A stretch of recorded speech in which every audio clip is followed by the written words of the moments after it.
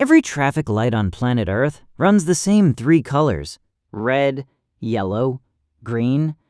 Never blue, never purple, never orange. And the choice was not made for cars. The cars didn't exist yet.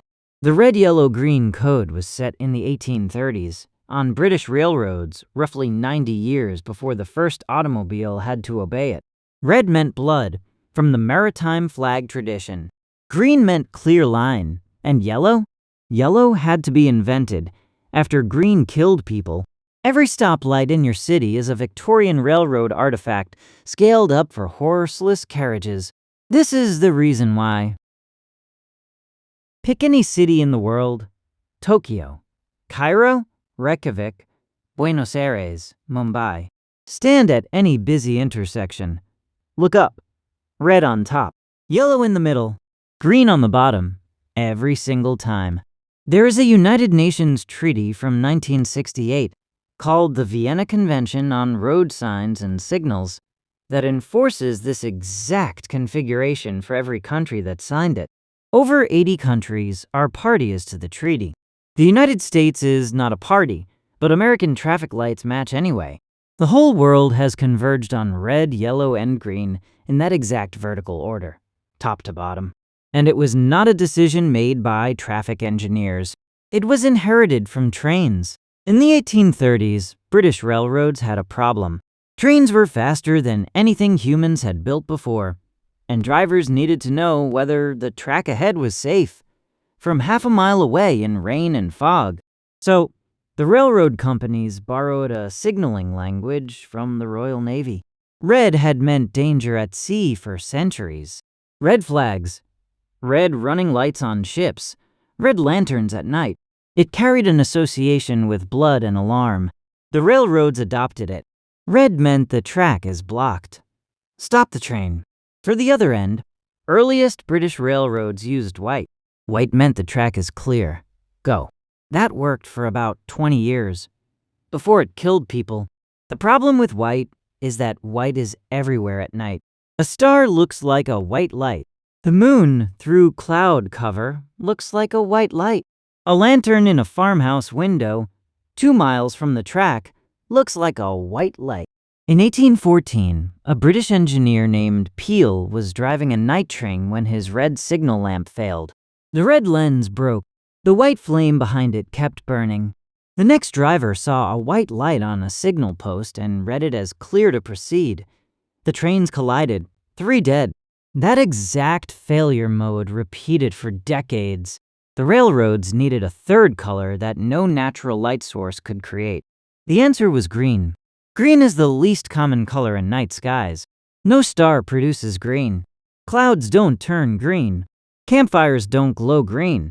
A green lamp on a railroad signal post seen from a mile away cannot be mistaken for anything but a railroad signal. In 1855, British railroads standardized red for stop, green for go. White was retired. The system worked, but it still had only 2 states: stop and go. Trains needed a third state, a warning: slow down. So in the early 1800s, yellow was adopted as warning. Yellow sits between red and green on the visible spectrum. The human eye picks up yellow faster than any other color. When automobiles started crowding city streets in the early 1900s, cities had a new problem. Horse-drawn traffic had been chaotic but slow. Automobiles were chaotic and fast, traveling at 30 miles an hour. Police officers stood at intersections with whistles. It was not working.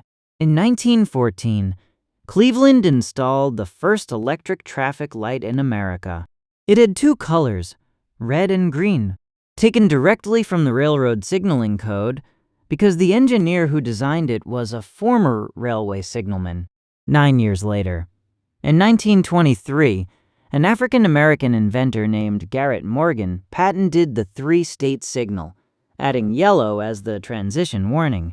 General Electric bought the patent and deployed it within a decade. There is also a deeper reason red and green stuck. Human eyes have 3 types of cone cells, tuned to different wavelengths. Red light at around 620 nanometers is the longest visible wavelength. It penetrates fog, rain, and smoke better than any other color because longer wavelengths scatter less.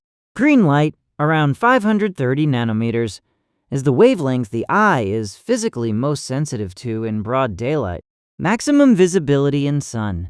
Yellow at 580 sits exactly between and hits both cones. So red stops you because it reaches you through fog. Green tells you to go because it's the color you see fastest. The human eye is a color-graded warning system. One last detail. Why is red always on top and green always on bottom? The answer is color blindness.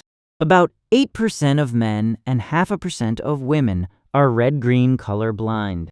They cannot reliably tell a red light from a green light. What they can do is tell which light is lit. If the top light is on, something is red. If the bottom light is on, something is green. The position becomes the signal, not the color itself. The Vienna Treaty enforces this ordering for people who cannot see the colors. Every traffic light in the world is silently designed for the 1 in 12 drivers whose eyes would otherwise miss the signal entirely. Drive to any intersection in your city tonight. Pull up. Look at the traffic light hanging above the lane. Red on top, yellow in the middle, green on the bottom. That pattern is not about cars at all. That pattern was designed in the 1830s and 1850s for steam locomotives on British railways, decades before the first automobile even existed. The red on top is a Royal Navy maritime signaling convention, borrowed for train drivers, borrowed again for automobile drivers almost a full century later. The green on the bottom exists because white lights killed people when stars and moonlight confused train engineers at night in the 1800s. The yellow in the middle exists because the human eye picks up yellow faster than any other color on Earth. A piece of physics that matters whether you are sitting in a locomotive or a minivan on a modern highway. The vertical order, top to bottom, is locked in by a 1968 treaty because 8% of all men are red-green colorblind and need position to replace color as the signal they read. So every single traffic light you will ever encounter for the rest of your life is a stack of 200-year-old maritime traditions, Victorian railroad engineering, basic color physics, and human factor accessibility engineering, all wrapped into 3 simple lit circles hanging over the lane. You never notice because the whole system was designed a long time ago by people who never met you to not need to be noticed by the drivers depending on it. The quiet brilliance is in the invisibility. For more quiet systems you obey every day without knowing, subscribe to the channel. This is the reason why.